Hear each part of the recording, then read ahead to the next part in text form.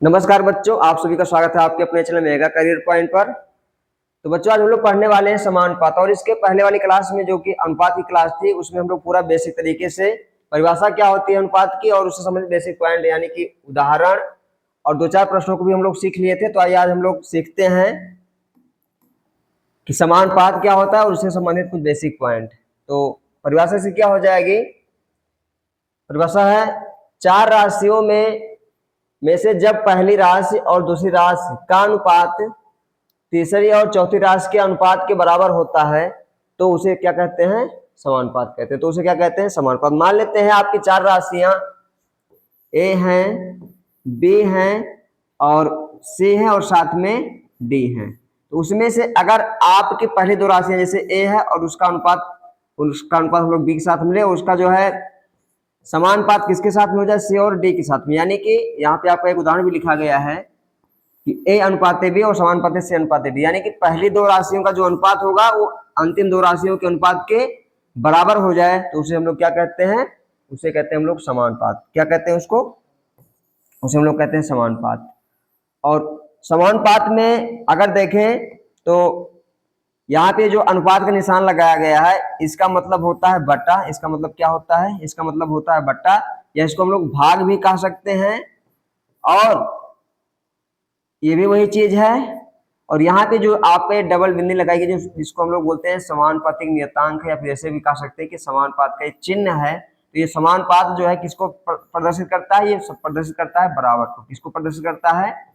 बराबर को। यानी कि इस चिन्ह को हटा करके हम लोग लगा सकते हैं आप किसका निशान? बराबर का निशान भी लगा सकते हैं। ठीक है, तो या हम लोग इसको इस प्रकार से भी व्यक्त कर सकते हैं कि दिया गया है ए अनुपात बी, या इसको हम लोग ऐसे भी लिख सकते हैं ए अपान में बी और बराबर में सी और अपान में डी। तो इस अनुपात की जगह हमने लगा लिया बटे निशान और इस समानुपात की जगह हमने क्या लगा लिया? बराबर निशान। और ये फिर से आपका अनुपात था, हमने उसे जब फिर से क्या लगा दिया? बटे का निशान। तो ये आपका ये संबंध बन जाता है। और इसमें एक संबंध होता है जो कि सबसे महत्वपूर्ण होता है। वो संबंध आपका क्या हो जाएगा बताना चाहूंगा। जैसे मान लेते हैं आपका लिखा गया है ए अनुपाते बी और ये समानुपाते सी अनुपाते डी। तो आप इसमें देख रहे हैं कि आपके ए और डी कहां पर है? बाहर बाहर है ना, दोनों साइड से। कहां पर है? बाहर बाहर है ना। कहां पर है? ये बाहर ना, दोनों देखो दोनों किनारों पर है, इसलिए हम इसको क्या कहेंगे? इसको बोलेंगे बाह्य पद। इसको क्या बोलेंगे? इसको बोलेंगे बाह्य पद। ठीक है, इसको हम लोग क्या बोलेंगे? बाह्य पद बोलेंगे। और जो मध्य में है यानी कि बी और सी आपका बीच में दिखाई दे रहा है, इसको हम लोग बोलेंगे मध्य पद। इसको क्या बोलेंगे? मध्य पद बोलेंगे। तो ये ए और डी बाह्य पद क्योंकि किनारे किनारे पर हैं, और ये बी और सी बीच में है, इसको हम लोग क्या बोलेंगे? इसलिए मध्य पद। क्या बोलेंगे? मध्य पद। और बाह्य पद और मध्य पद में एक संबंध भी होता है, तो मैं आपको यहाँ बताना चाहूंगा। जैसे आपका अनुपात था ए अनुपाते बी, सॉरी, और ये समानुपाते सी अनुपाते डी। तो आपका ए और डी क्या था? बाह्य पद था। और इसी प्रकार से बी और सी क्या है? ये है मध्य पद। ये क्या है? मध्य पद है। तो इसमें एक संबंध होता है जिससे संबंध पे पूरा सवाल इसका आधारित होता है। वो संबंध क्या होता है? ये होता है बाह्य पदों का गुणनफल। बाह्य पदों का गुणनफल, और ये बराबर होता है मध्य पदों का गुणनफल। ये किसके बराबर होता है? ये बराबर होता है मध्य पदों का गुणनफल। इसको याद रखिएगा, बाह्य पदों का गुणनफल बराबर होता है मध्य पदों का गुणनफल। या हम लोग इसको इस प्रकार से भी लिख सकते हैं कि इस मध्य पदों का जो गुणनफल है इसको हम लोग पहले लिख लें, यानी कि इस प्रकार से मध्य पदों का गुणनफल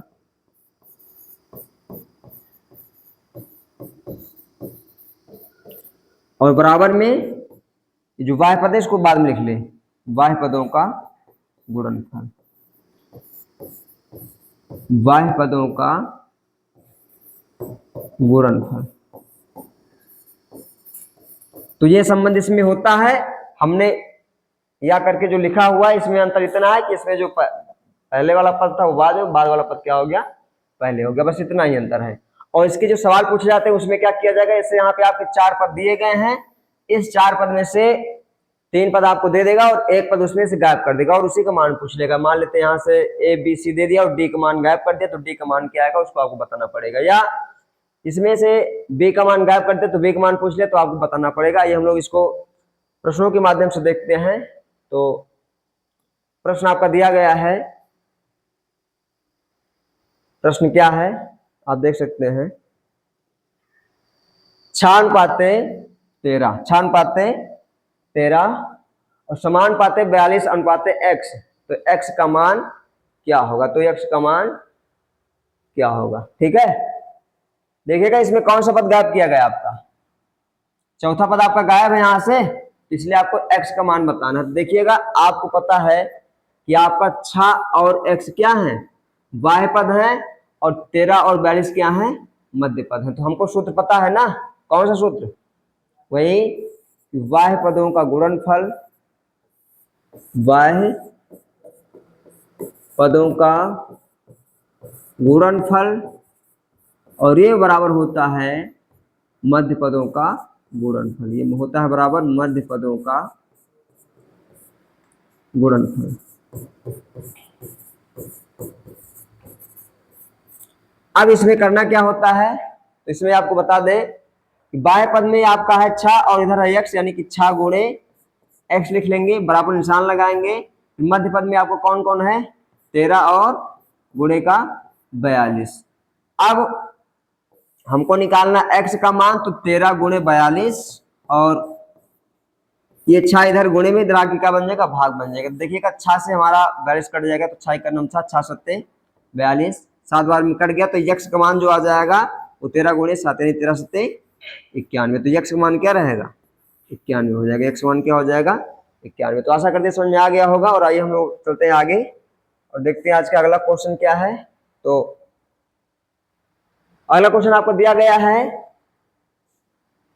4:3 और समानुपाते x, तो x का मान क्या होगा। सेम उसी तरीके से है, बस इसमें आपको देख लेना है बाह्य पद आपका है कौन कौन, 4 और x है, और मध्य पद आपका कौन कौन सा है, 3 और 6। तो हम लोग वही सूत्र लगाएंगे।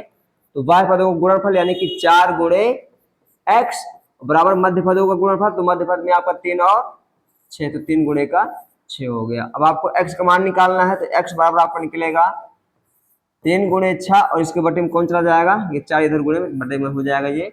तो x बराबर आप देखेंगे तो ये 2 से कट सकता है, 2 3 6 और 2 दूना 4। अब 3 3 का 9 और 9 बटे क्या हो जाएगा, ये 2 हो जाएगा। या हम लोग इसको अगर दशमलव में काटेंगे तो ये हो जाएगा 4.5, कितना हो जाएगा 4.5 x का मान।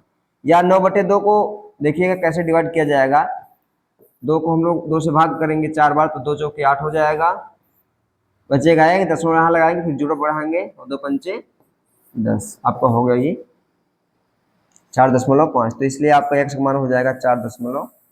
तो आशा करते हैं समझ में आ गया होगा। धन्यवाद।